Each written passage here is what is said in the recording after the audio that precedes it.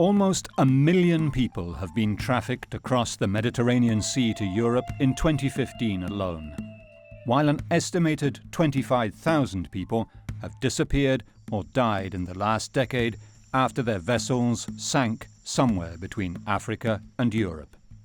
As EU nations struggle to cope with a historic wave of migration via perilous land and sea routes, the ruthless trafficking of human cargo across the Mediterranean risks turning these crystalline waters, once the playground for the rich and famous, into a cemetery at sea.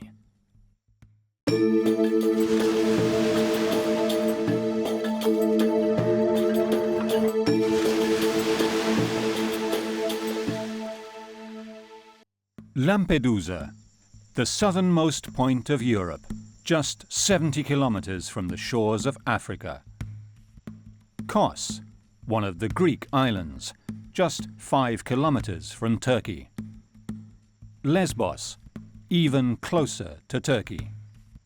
These beautiful, barren islands in the Mediterranean Sea are like life rafts for hundreds of thousands of men, women and children caught up in an epic human migration. My experience in this sector brings me to say that surely we need a collaboration of all European nations, because we find ourselves in front of a phenomenon that is of biblical proportions. Some of them were trafficked, some of them were very mistreated along the way. They've told us of being beaten by traffickers for asking for water, of seeing others who didn't make the journey, who died on the way. In 10 years, 20 years, when they write the history of this period we are living, they will say we are responsible for a genocide.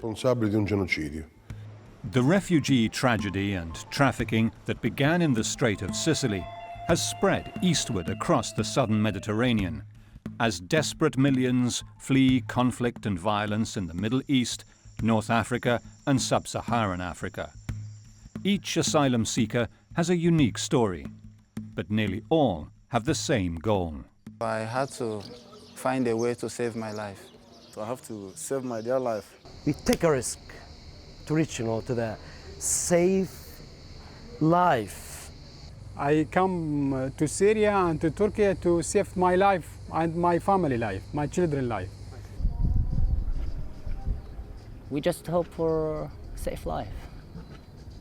They make dangerous crossings in flimsy boats from Tunisia, Egypt, Libya and Turkey, landing during the night or at dawn, exhausted but overjoyed to have reached the European Union. The mass migration across the Mediterranean in the years since the Arab Spring in 2011 has presented Europe with a moral and political dilemma that threatens to tear the Union apart. Deep rifts have emerged between nations about how to manage the wave of arrivals, and there is no agreement on common asylum policy. Some are building walls to keep people out. Others are building camps to keep people in. One of the founding principles of the EU, free movement between borders, has been repeatedly violated by the closing of frontiers. Where did it all start?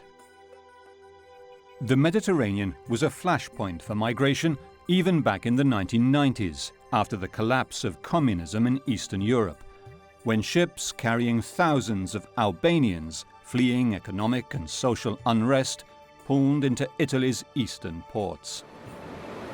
Then, in the early 2000s, migrant boats began arriving on the shores of Sicily. Here at Donna Lucata, a dozen migrants drowned in a 2003 wreck that shocked the small community. The victims lie in unmarked graves in the peaceful Sicilian cemetery of Sicily. The tragedy was repeated again in 2005 and again in 2009. They were rare landings at the time, but only a glimpse of what was yet to come after the world radically changed in 2011. The world watched as the Arab Spring began in Tunisia in February 2011, and was followed by unrest in Egypt and Syria. Then, in September 2011, a bloody civil war erupted in Libya, NATO air power toppling Muammar Gaddafi. Instability across North Africa triggered a flood of landings. Lampedusa was on the front lines of an emergency that would spread across the entire Mediterranean basin. March 2011. Boatloads of people began arriving in rickety fishing vessels from Tunisia. Within weeks, the population of migrants had surpassed the number of inhabitants on the island. Giacomo had just started Radio Delta, the island's only radio station.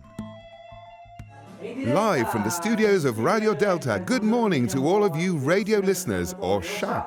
Nel 2011 Lampedusa si è ritrovata In 2011, Lampedusa found itself hosting 10 to 11,000 migrants, and they were here for 45 days, camped out everywhere. gente accalcata dappertutto.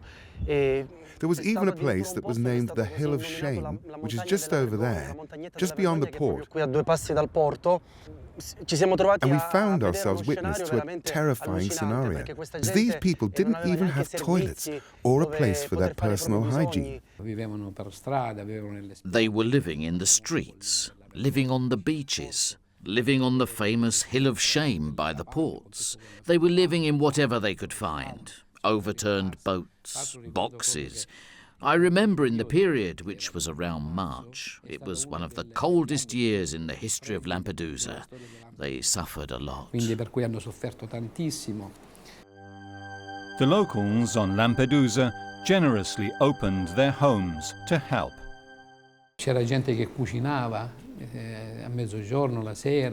There were people cooking at midday and in the evening. The centre was overflowing, and they brought the meals to where they were living, to the beaches, to the maritime station. But they were simply too many. Sulle spiagge, all'area marina protetta, alla stazione marittima dove sono stati in parte, ospitati, ma erano troppi. But the tiny 30 square kilometre island of Lampedusa, with its 6,000 inhabitants, simply couldn't cope.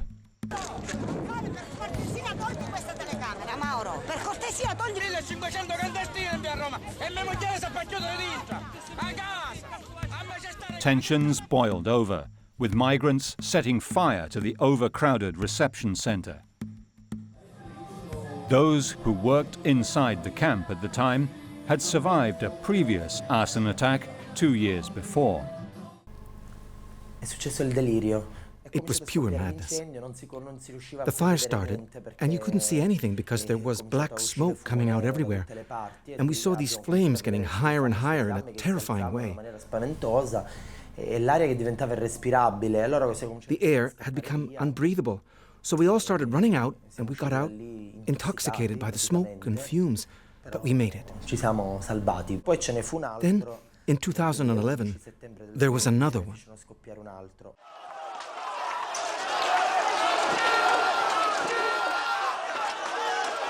Camp conditions in Lampedusa were harsh, with months to wait in overcrowded facilities and no means of releasing the growing tensions as migrants demanded the right to move on. Surely these people, who were closed in there for 3 months without even a television, and their only outlet was a soccer ball, these people eventually lost it. It was like living in an episode of Big Brother, exactly like that. The government was finally forced to respond and sent ferries to take some people off the island. This was just a first wave of migration across the southern central Mediterranean and was to be followed by tragedies and tensions of increasing magnitude.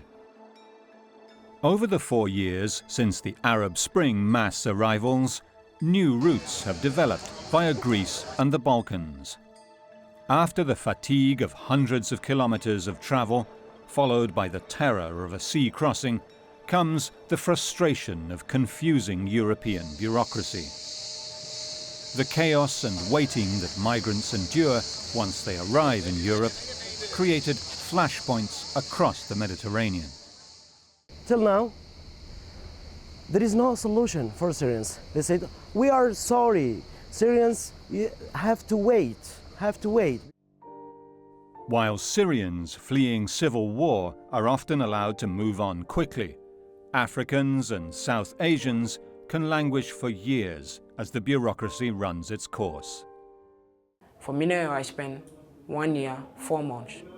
When you have to wait for 1 year. Je sais pas, je sais rien. On m'a rien dit. Si tu as un problème, viens m'expliquer. Vous avez quel problème, Les capitaines sont partis, nous on a assis. Emiliano Abramo offers support to migrants in the Sicilian reception centres through the Sant'Egidio Catholic charity. These long waits, a year and a half, sometimes 2 years, bring a migrant to suffer this situation a lot. They aren't able to explain what an asylum request is, that they are in a reception center and cannot work, that they did not become rich like maybe the family believes they did. So often, even these ties are broken. They lived a tragedy before even arriving at the ports of Palermo or other Sicilian cities. And then they have to wait years, a year and a half, just to have the right to stay in Europe. Per avere finalmente riconosciuto il diritto a stare in Europa. Only some of the migrants are allowed to stay in Europe. Some are expatriated. Some escape, or worse. If the asylum request is positive, they start a new story. But if the request is negative, it is truly a drama. A drama to the point that last month, a 29-year-old Pakistani hung himself when he found out that the outcome of his request was negative and his trip had been meaningless. In 2013, Pope Francis visited Lampedusa to show solidarity to the island and refugees seeking safe haven there. But sadly, his pleas for a solution fell on deaf ears in Europe. Only a few months later, a tragedy struck that would change the migrant flow drastically. The boat people come during the summer months, with the calm seas. Until 2014, their target was the tiny Italian island of Lampedusa, which lies only 113 kilometers from North Africa.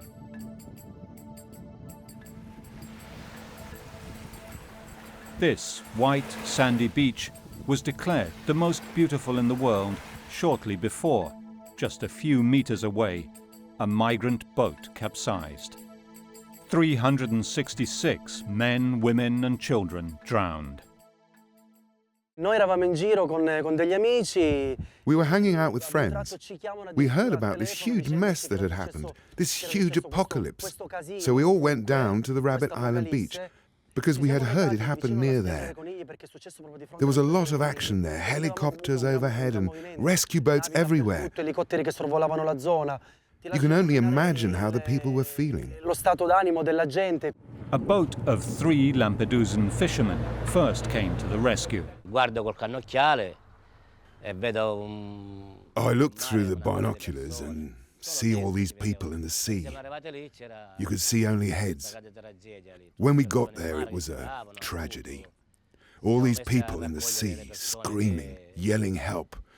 We started picking up people who were in the sea. It was hard work, because they were greasy from the fuel oil. They slipped. Picking up a person who was dying, it's a heavy burden. La notizia si è divulgata in pochissimo tempo. The news spread very fast. The islanders were shocked, and all the people came down to the port and the beaches. It was hard. Some we helped with ropes, some we helped with ladders. There was a girl. She was 1.90 meters, very robust. I had to put her on the stern, tie a rope around her, and pull her up with a rope, because who could have lifted that girl? She was rocking back and forth from head to foot. She was near death, exhausted to the point of not being able to go on. We pulled 18 people out, including 2 who were already dead, unfortunately. We could do no more than that. By the time the Coast Guard arrived, there was little that could be done. The wooden fishing vessel with 366 aboard had sunk to 20 meters under the sea, with its tragic cargo of desperation. In the days that followed, police, Coast Guard and Fire Brigade divers recovered the bodies. Dr. Pietro Bartolo is the only coroner on the island and examined every single body to establish cause of death. On the stern of the fishing boat, there were 4 dead bodies. Of those, 3 were for sure dead because they were in rigor mortis, and then there was this young girl who was spread out on the net on the stern, and I took her pulse and thought I felt a faint heartbeat. I listened again, and in fact I could hear a heartbeat. She was alive, so we rushed her in the ambulance and resuscitated her for more than an hour, and finally she recovered. It was just saving one, a small thing, but still, it was a great thing that gave us enormous satisfaction. Hundreds of others were not so lucky. Coast Guard boats came in hour after hour with bodies. Poi invece abbiamo assistito a... Then we had to manage a continuous arrival of body after body after body. Among the dead of this tragedy, there were many children. There were pregnant women. The anger? The anger was that this happened on a day when there was beautiful weather and just a few hundred meters from the port. They had arrived. It would have taken just a few more minutes and they would have been safe. In fact, they had already prepared all the children. They were all dressed up.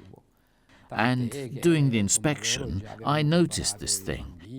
Because they were about to land somewhere new, so they were all dressed up in a dignified way. And that really struck me, to see all these little children, all with their best clothes on. Well, it really hurt me. Una cosa che mi ha fatto tanto male.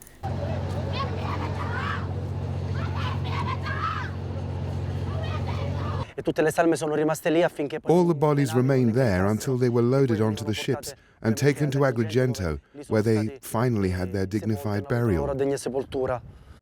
In the new cemetery of Agrigento, as in dozens of other cemeteries scattered across Sicily, the unnamed migrants are buried as numbers.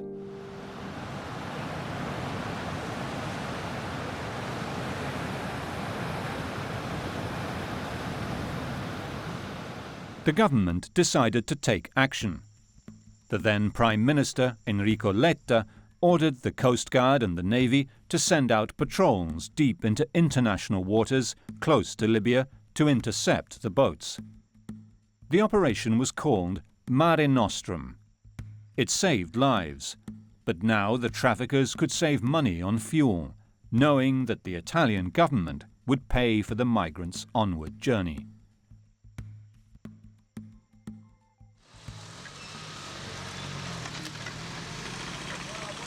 Palermo. Here in the bustling heart of the gritty Sicilian capital, Italian prosecutor Maurizio Scalia opened an investigation into the Lampedusa disaster. We began a series of activity with wiretaps, using telephone numbers of these subjects. The Palermo prosecutor's office became the hub of an Italy-wide investigation into the network of smugglers trafficking migrants across the Mediterranean and onwards towards the north. We heard live the organizer of this trip, where 366 people died, who in some way confessed during the course of a conversation with another trafficker to have organized that trip.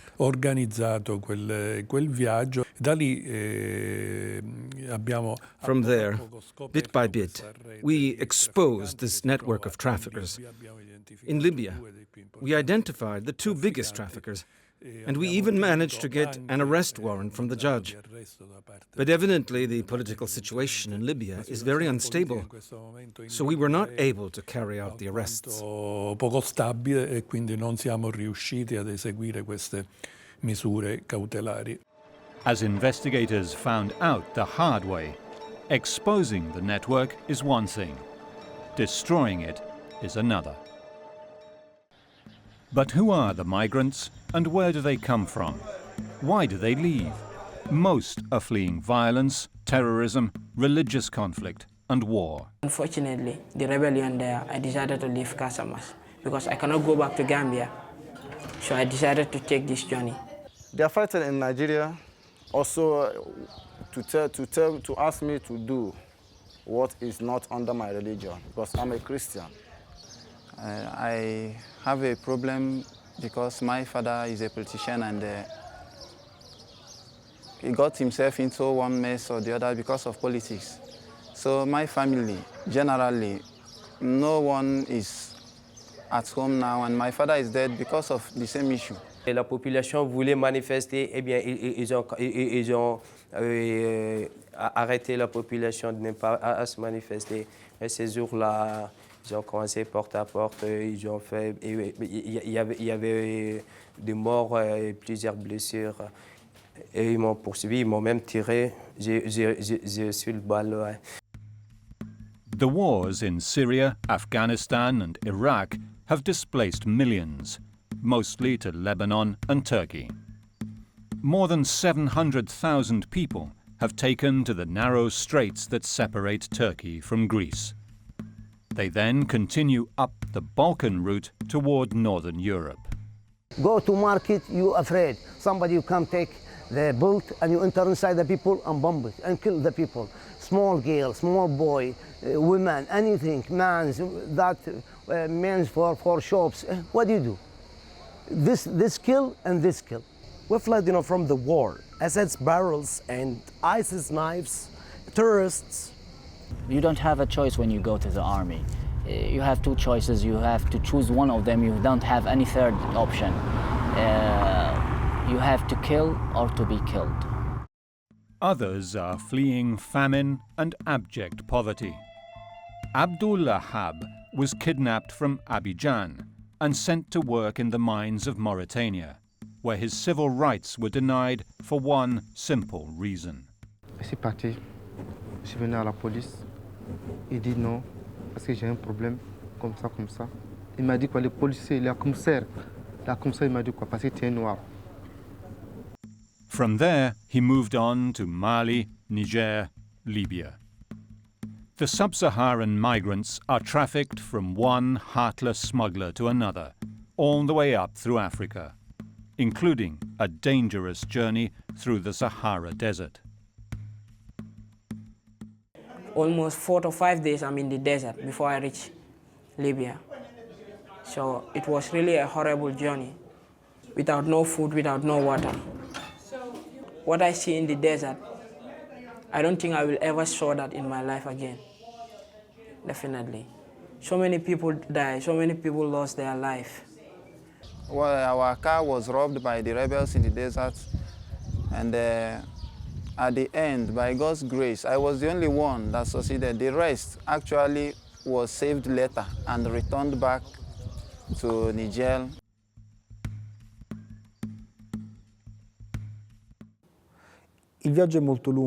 The trip is very long for migrants, because from the country of origin to arrive at the Great Funnel, which is Libya, the location where a lot of migrants arrive to await their turn for the trip to Europe, every time there is a passage from one human trafficker to another, they are exploited. Then he told me that when we reach in Libya, then I have to walk. If I'm walking, I will be walking under him until that money is completed. So I agree with him. Then he take me off with his group people to Libya. Those who survive the Sahara are often imprisoned the moment they cross into Libya. I have no document. I was arrested by Libya soldiers. While I was going to Tripoli, I was caught by the soldier and taken to prison. They take me to prison. J'ai montré mon passeport parce qu'il y a plus de papier de Mauritanie déjà. J'ai montré mon passeport. Mais pourquoi lui-même me cacher pour rentrer? Non, je n'ai pas main. Mais d'accord. Vous êtes comme 35 personnes. D'accord. On va en prison. The police usually ask for a document. And if you don't have a document, you go to prison. If you have a document, they ask for a stamp. And if you have a stamp, they rip out the page. And you go to prison anyway. Gadron, that's where I arrived. But when we arrived there, we went to prison straight. Then on our way to Tripoli, we got the soldiers on the checking point. Then they arrest us, ask us for documents. Then we say that we don't have anything. Then they take us from there to prison. It is the same story for most Africans, who once in Libya are imprisoned and then requisitioned by powerful locals to work as slaves.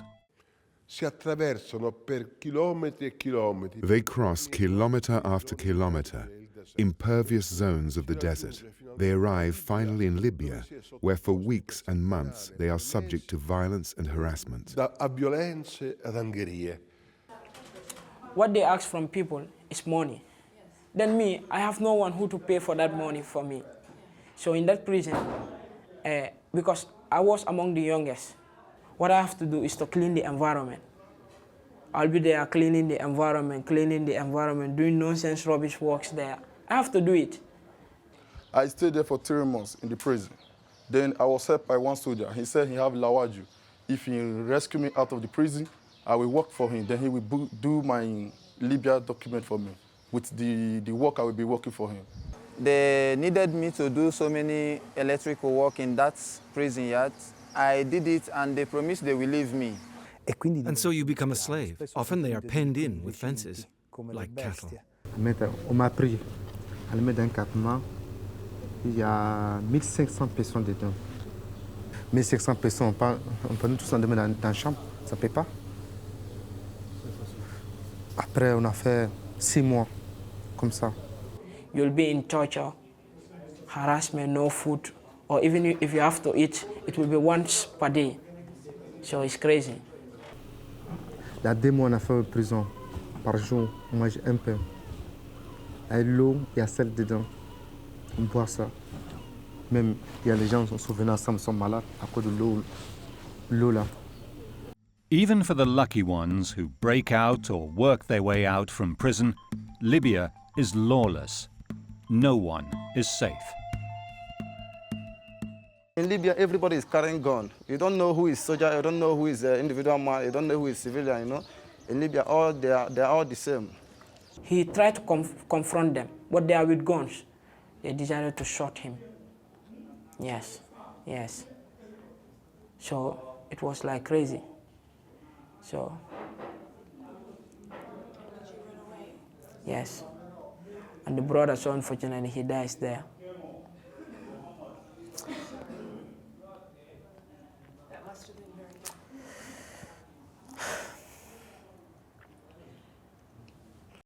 They are pushed out on rickety boats or rubber dinghies from the coasts of Egypt, Turkey, Libya.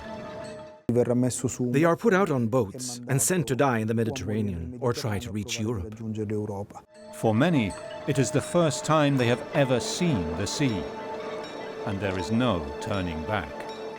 What they told us already was that we are going to board ship. At the end, in the night when they took us to where we were pushed, we saw a different thing altogether. I haven't seen the sea, not on the sea. I haven't seen it with my eyes. Then he's saying that the journey to Italy is a few hours to some minutes to journey. But there is no going back because once you get to there, to the seashore, they don't allow you to go away. They don't allow you to go back. They don't allow you to change your mind. You must enter. So we had to risk it. Entre la mort, si ça pèse, devant ça sort, on va mourir dans l'eau. Comme j'ai dit ça, il m'a attendu, il m'a giflé. 2 people died in our own. We have already seen the rescuers. They threw a rope to us for us to hold it. But everybody wanted to save himself at a particular time. At the same time, you know, they fell into sea and the water took them away. Sub-Saharan Africans make up the poorest segment of clientele for the traffickers, who often use them as ballast below deck.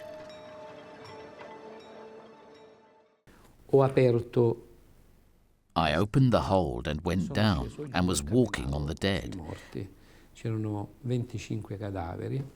There were 25 corpses that had been closed in the hold just as ballast.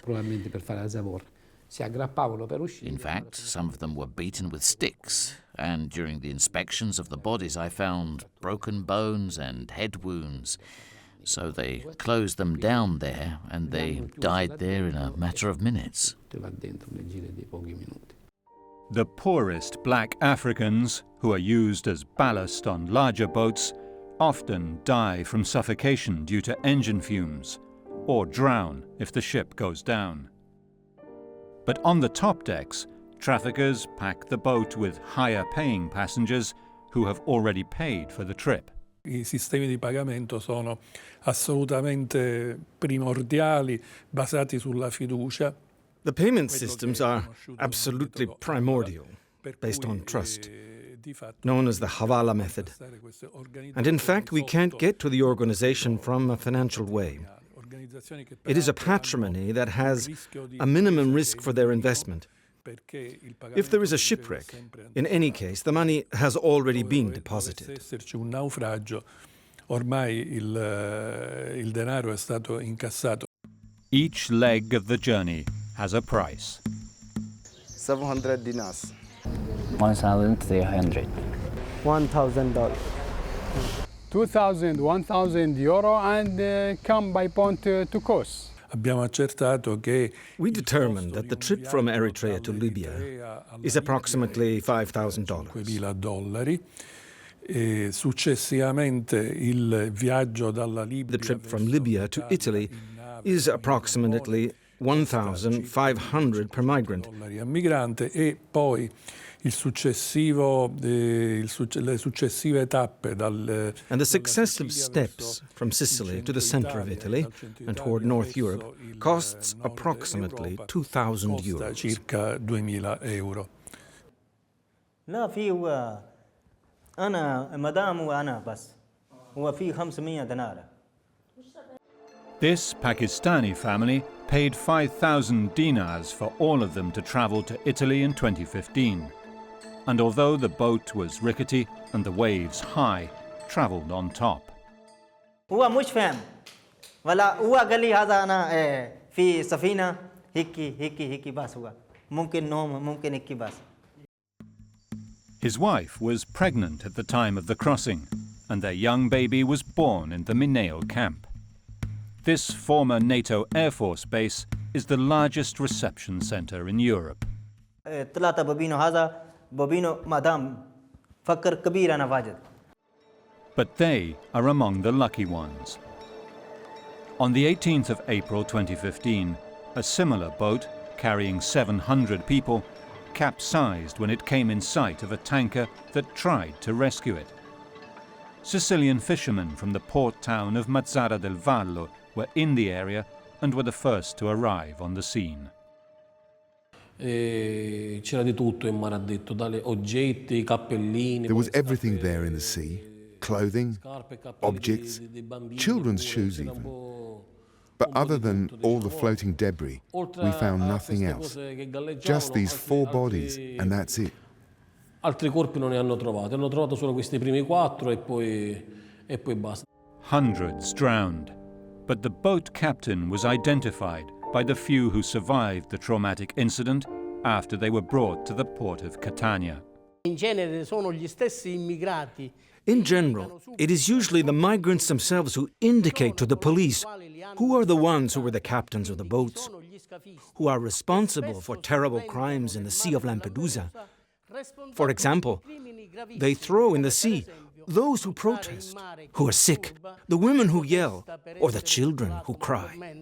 Chi protesta perché è ammalato, le donne che gridano, I bambini che piangono. These seem like stories we hear from the concentration camps of Dachau and Auschwitz. Tensions with Libya are high, making any attempt to arrest traffickers impossible. The fishing community of Mazara del Vallo is one of the largest in the Mediterranean, and the boats fish in international waters off the Libyan coast, where their nets get caught on sunken vessels and they risk being targeted by Libyan gangsters. Domenico has lost one of his ships to Libyan militias, but luckily was able to save the crew. A noi sono venuti con un battello, con un piccolo battello. They came with a small boat full of machine guns and hand grenades. They sequestered us and brought us to the port of Benghazi. And after a month, after various negotiations, we left from there with a boatload of money, and we had to pay these militias, because otherwise they would not let us go. Perché se no non ci facevano uscire da lì. Ultimamente c'è stato il fenomeno dell'uso della forza anche delle... Recently, there was the phenomenon of the use of arms to recover the boat. After the Coast Guard ships have rescued the migrants, they get close to the traffickers' boats, shoot against our boats, and try to recover the dinghy.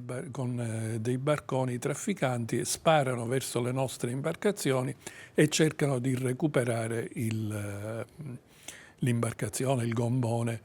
The mobilization of European fleets now patrolling the waters off Libya will make it more difficult for the traffickers, who have been making huge profits for years. But perhaps the only way to effectively disrupt this lucrative market is to offer safe and low-cost passage, a humanitarian bridge. The Mediterranean Sea covers some 2.5 million square kilometers from Spain to Israel. Nearly 1 million people crossed it by boat in 2015 to reach the shores of Europe, mainly via Italy and Greece. They transit through Turkey, Egypt, Libya, sometimes paying multiple smugglers along the way. Some are pushed directly out to sea. Others are taken to mother ships before being offloaded onto smaller boats near European waters. The crisis began with refugee and migrant arrivals in Italy. But where to next? Once on Italian shores, many choose to leave the reception centres and continue through Europe clandestinely. This is especially true of Eritreans, who make up 18% of the migrants. Sono persone di passaggio. These are people passing through, the so-called invisibles, people who escape from the centers, pass by us to get something to eat, and then come together to take a bus either to Rome or Milan before leaving Italy.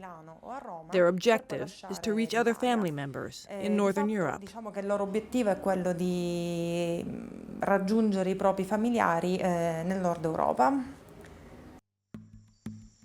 They continue north by bus, truck or train toward the Alps.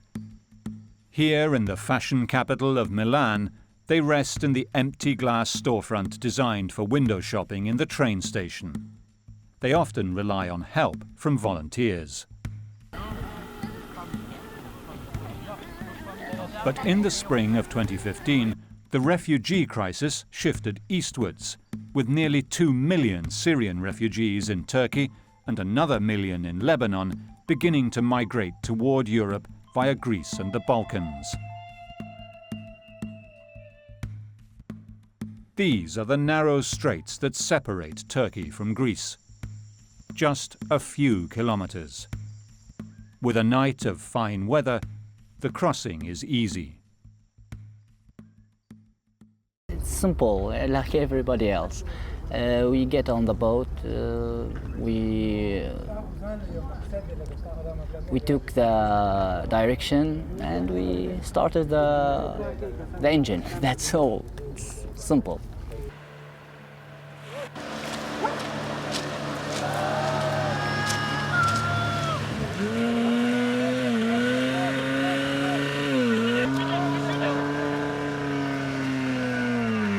Every day, dozens of such boats land on the shores of the Greek islands close to Turkey.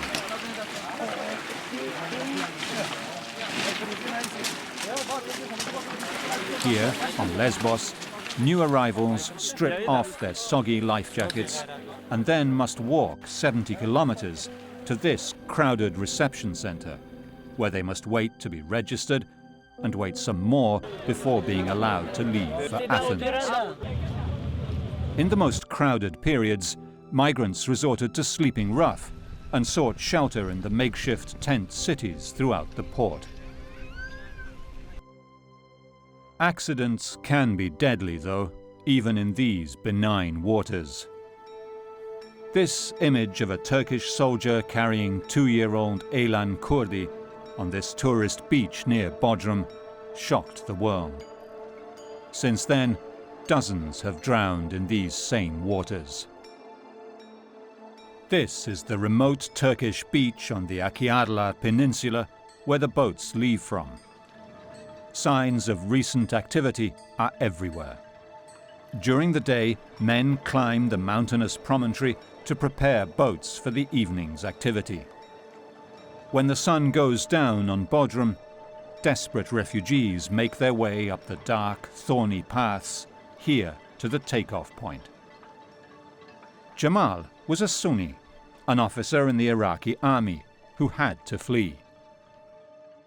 I work in the Army Iraq, officer in the Army Iraq, and that's danger for me to stay in Iraq because the militia is kill any person he work in the army. In less time, he kill him. This is the beach where Jamal's children took a small boat on the night of September the 2nd, 2015, hoping to make the trip from Bodrum to Kos in an hour. When he come to go by boat, this boat is small. Maybe he for 10 person, but he brought with him 17 person in this boat. After they come, before they receive to Kos, he have accident. He during in the sea. Some people dead. Some people swimming to another side, to Turkish side. And some people is lost. 3 people lost. My children with 2 children, he lost. We don't found anything in Turkey.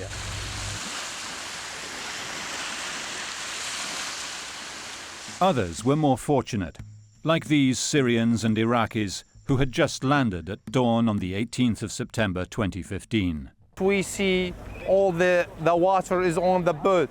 And we all the people we thinking we will be die. Just I want from the God to save all these people who came from Turkish. We want to be in a place safe. This is all we need. For those who do make it, the welcome on Kos is quite different from the reception they receive in Italy. This group has just been rescued by an Italian finance police vessel in the straits between Bodrum and Kos. They use their life jackets as mattresses and wash where they can. They are given no official information, but simply told to go to the Frontex office to be identified. First, you have to go to the Red Cross and take a ticket with number after a verification of your names, okay, your documents, passports or identity or something like that, okay, and after that you will take the number. Then you go to the police. You will find them on the list of the police. Although these islands are part of the European Union, the fingerprinting is not recognized by the rest of Europe, and Greece refuses to give them refugee status. In Italy as well, migrants often will do anything to avoid being fingerprinted. The fact is, the adults, as well as the minors who come to us, they are escaping from the centers. They don't want the police to take their fingerprints, because they don't want that the bureaucratic process of the asylum request is started in Italy. It is an unspoken understanding in the southern Mediterranean. Greece and Italy don't want them, and most don't want to stay in Greece or Italy. If there is opportunity, in Italy I stay. If there is no opportunity, I find my way out. I think we will go to Germany. I would like to go to Austria, or stay in Austria, or go to Finland or Sweden, any place. My children, when I lost him, he want to go to Germany to play football because he played football. International volunteers have arrived on Greek and Italian islands to try to help. One group, MOAS, even chartered their own rescue yacht and staffed it with Médecins Sans Frontières. But the sheer scale of the crisis is overwhelming.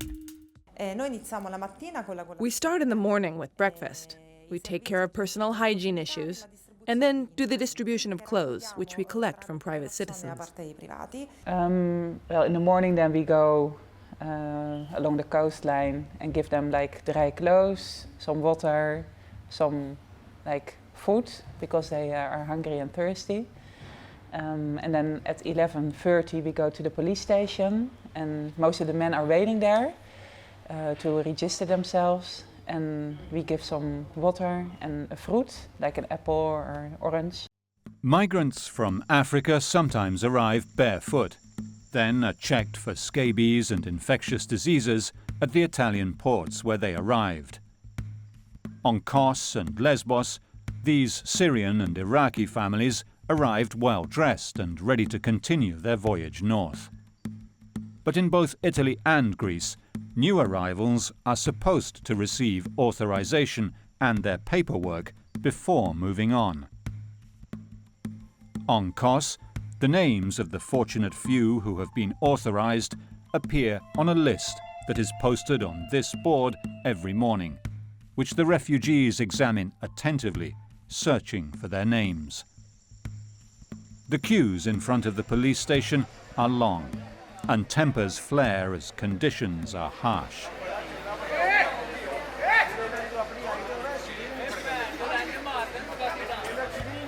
Abandoned hotels often become a home from home for migrants seeking shelter. On Kos, they flocked to the Captain Elias on the outskirts of town. When local authorities closed it due to squalid conditions, migrants were forced out onto the streets. They began living in tents near the police station and in the park until their papers were ready. The park became known as the jungle. Then they went to a park, known as the jungle. That is where they live, mostly sleeping on the ground or sometimes on cardboard boxes. And the Syrian families, when they arrive, they often get rooms in the hotels, usually for 15 euros a night.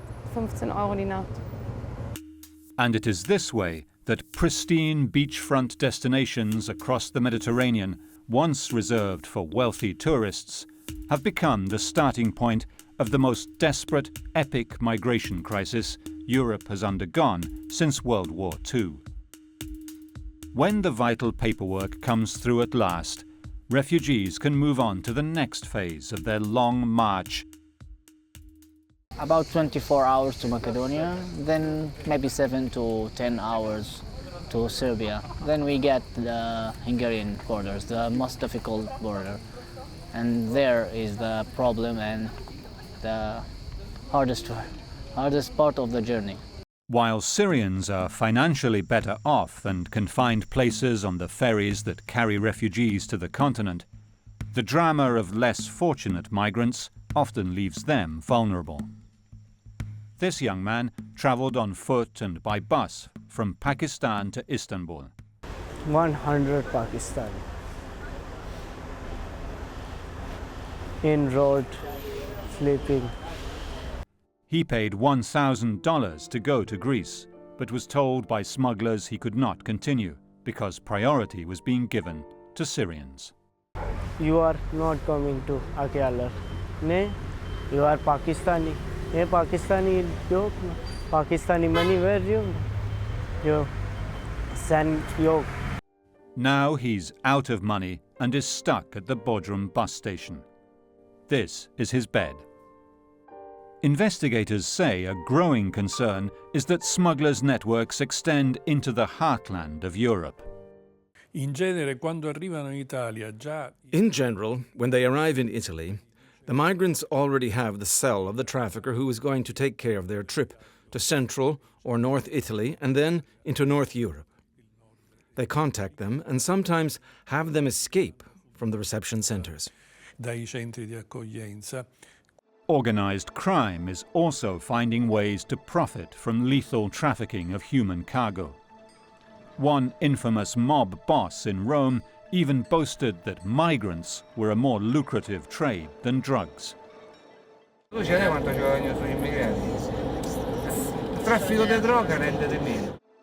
The profitable contracts for running reception centers are a low-risk, high-profit business. Children traveling alone are among the most vulnerable. Sometimes they fall prey to prostitution or organ harvesting rings. The lucky ones are taken in by state welfare or charity organizations. There is certainly a torpid network of trafficking of children's organs who are taken and used by these death merchants and then only later taken on to the second reception, the so-called second reception. These teenagers have been through so much to be so young. One teenager I spoke to, he talked about just wanting a home, a place that his mother and his brother and he could live. Unfortunately, they were separated. When he left, there was fighting. He had to run for his life. He doesn't know if his mother and his brother are alive.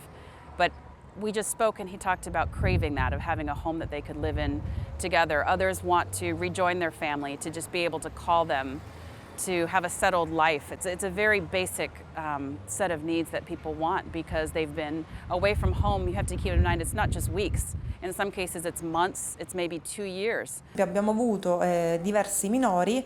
We had various minors who asked us for first aid or sanitary help because they had scabies or dermatological problems. We offered to take them to the hospital, but they refused because they don't want to be identified. Loro si sono rifiutati per paura di essere identificati. The families who are fleeing Syria have seen incredible amounts of violence. The children who lived in Syria have seen people shot, have seen, often been the victims of violence directly themselves. So as that conflict has gone on for more than 4 years, you see that people have been through these very traumatic experiences, even young children, the pictures they draw. It shows what's pushing them out of Syria into neighboring countries, but also to make such a long journey. Although introducing illegal immigrants into the European Union is a crime, punishable with jail sentences, where there is demand, market forces are insurmountable, making the crisis unlikely to wane until stability is achieved in the countries of origin. There is no choice, mister. There is no choice. Even if you die under barrels, okay, or terrorist attacks, or cross the sea with its dangers to go to the safe land. When I go for a walk before 2006 with my brother and my father, some people come in 2 motors and you slay me and my brother. My brother, you take 5 gun, 5 shooter, and me 1. Yeah, but God, you keep me and my brother and remain for life. This is my life in my country. The men, women and children who leave conflict-torn areas of Africa, Asia and the Middle East for Europe certainly do not risk their lives for purely economic reasons. Every one has a compelling reason to leave their homeland to find safety elsewhere and risk losing their lives along the way. When you go to Italy, you have freedom forever. When you die in Libya, you die. When you stay in Libya, no more freedom. Because Libya, today negative, tomorrow positive. When you are here, you might die. When you are here, you might succeed. But when you go to Europe, you will succeed forever. If you succeed in the Mediterranean Sea, you are free forever. I don't have a choice. Because here, what is important to me is not everything but my dear life. But here, I can tell you that I'm safe. When there is life, there is hope. For today, I'm alive, so I still get hope. We just want some countries to deal with other options, just to avoid themselves this danger, because nobody cares if you died or not. here is the solution. You can save our lives.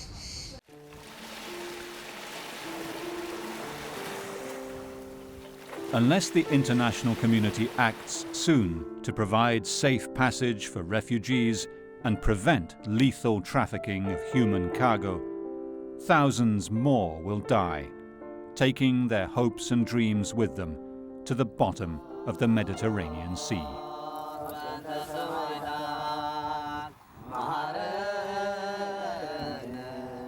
True.